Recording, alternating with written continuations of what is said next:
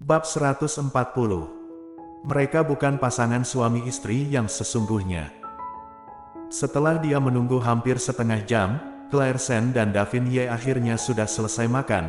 Mereka berdua melewati depan ruangan Selihan. Ketika Selihan melihat hal ini, dia langsung mengambil tasnya lalu ikut keluar dari sana. Dia mengikuti dua orang itu dari belakang. Dia mengeluarkan ponselnya dan memutarnya lagi. Setelah itu dia bersembunyi seperti seorang penjahat. Dia terus mengikuti mereka berdua hingga ke parkiran. Selihan sudah memotret banyak gambar. Clairsen yang tidak pernah menoleh itu menghentikan langkah kakinya. Setelah itu dia menoleh ke belakang sekilas. Davin Ye yang berada di sampingnya juga ikut berhenti. Ada apa? Clairsen melihat sekilas parkiran yang luas itu. Dia berkata dengan sedikit aneh, "Aku mengapa merasa seperti ada orang yang mengikuti kita dari belakang." Mendengar ini Davin Ye langsung melihat ke arah sekitar. Dia tidak melihat siapapun di sana, lalu berkata dengan pelan, "Mana ada orang? Apakah kamu salah melihat orang?" Mendengar Davin berkata seperti ini, Clairsen juga merasa mungkin dirinya sudah salah lihat, jadi dia mengiyakan. "Mungkin aku memang salah lihat. Ayo jalan, kita pulang, langit juga sudah gelap. Nanti jika pulang kemalaman Colden pasti akan marah." Davin Ye membuka pintu mobil, dia menaruh tangannya di atas mobil. Ketika Clairsen masuk ke dalam, Selihan yang bersembunyi di sudut ruangan itu mengeluarkan ponselnya lagi lalu memotret adegan ini. Mungkin Davin merasakan sesuatu, jadi dia pun melirik ke arah tempat Selihan berada.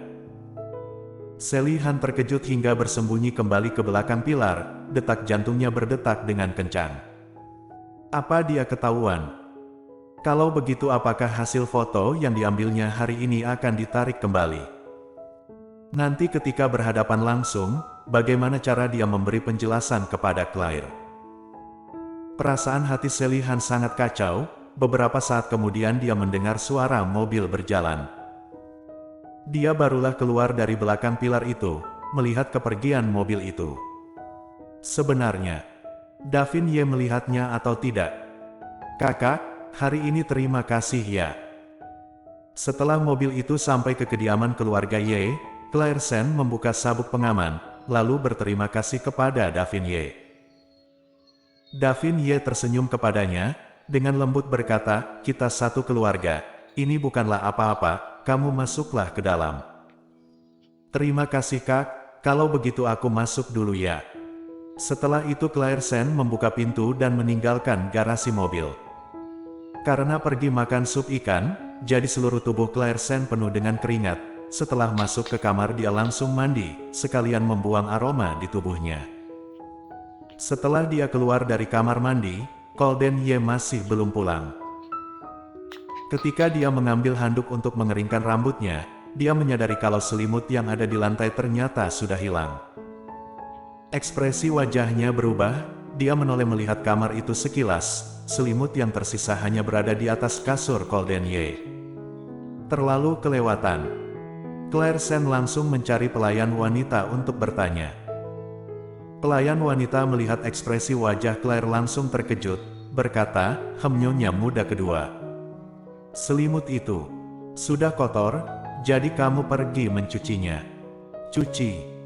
Clairsen membelalakkan matanya, "Tapi aku tidak menyuruh kalian untuk cuci bukan?"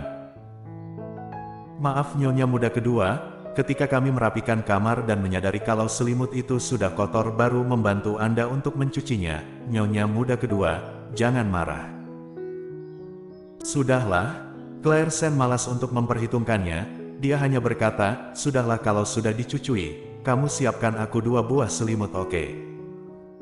Jika kemarin dia ambil tidak ada, hari ini seharusnya sudah ada bukan?"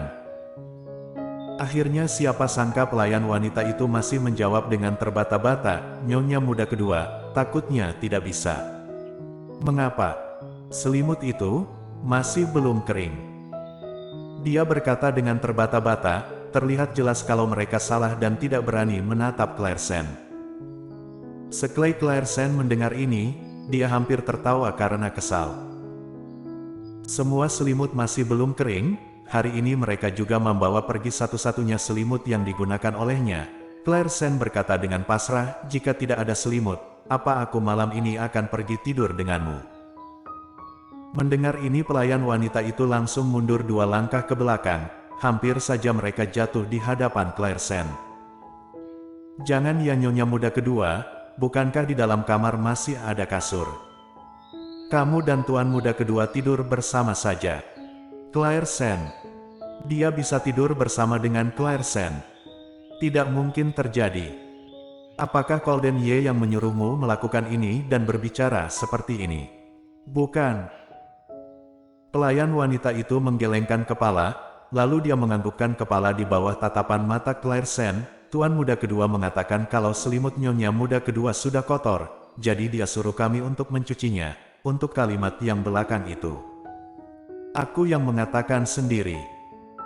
Dia menggaruk kepalanya sendiri, berkata dengan susah payah, nyonya muda kedua dan tuan muda kedua adalah suami istri, tidur.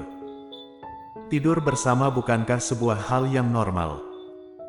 Benar ya, suami istri tidur di satu kasur yang sama adalah hal yang wajar. Tapi dia dan Golden Ye bukanlah suami istri yang sesungguhnya. Mereka hanya pasangan suami istri kontrak. Selama waktu itu sudah tiba maka dia harus pergi dari kediaman keluarga Ye, ditambah mereka sebelumnya tidak pernah tidur bersama, kecuali beberapa malam yang khusus itu. Tapi bagi Claire Sen ini adalah sebuah hal yang memalukan. Apa kamu benar-benar tidak bisa memberikan aku selimut? Claire Sen bertanya dengan kesusahan. Pelayan wanita itu bertanya dengan wajah yang ketakutan, nyonya muda kedua, aku tahu itu, aku tidak akan mempersulitmu lagi, kamu turunlah sana. Barulah pelayan wanita itu pergi dari sana. Setelah dia pergi, Claire Sen masuk ke dalam kamar mandi, melihat dirinya di depan cermin dengan rambut berantakan. Wajah ini tidak memiliki kecantikan sama sekali. Lalu rambutnya juga tidak ditata, jadi mengandalkan apa dia bisa merebut hati orang lain. Hanya karena sekslah telah mengubah cara kita bergaul. Claire Sen juga memiliki harga diri, dia tidak mau menggunakan cara itu untuk menukarnya. Setelah mengeringkan rambutnya, Claire Sen mengenakan pakaian yang bersih untuknya, lalu keluar dari sana. Ketika dia naik lift, kebetulan dia bertemu dengan Golden Ye yang baru pulang. Mereka berdua saling bertatapan. Kali ini sebelum menunggu Golden Ye melarikan pandangan matanya, Claire Sen sudah melarikan pandangan mata terlebih dahulu, lalu dia bergerak ke samping, membiarkan mereka keluar terlebih dahulu.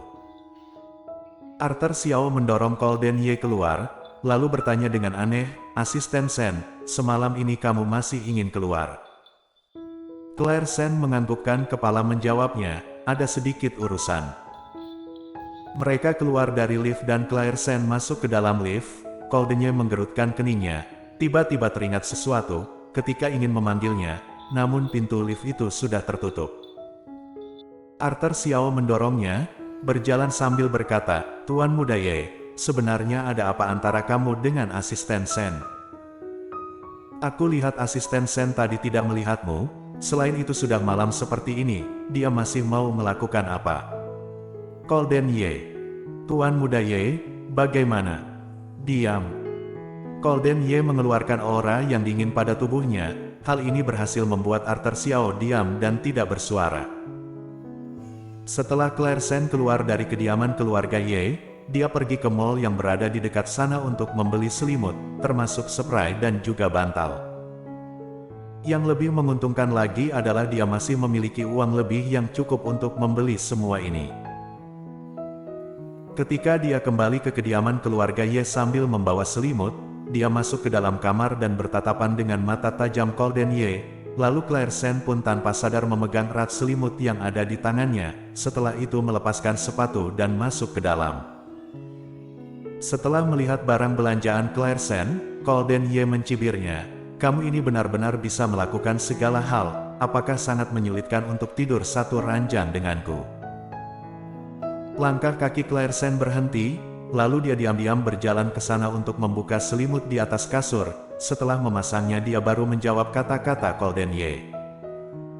Kamu kedepannya tidak usah suruh pelayan wanita untuk mengambil selimutku. Jika seperti ini, aku mungkin tidak akan bisa tahan untuk waktu 5 bulan yang tersisa ini. Bersambung.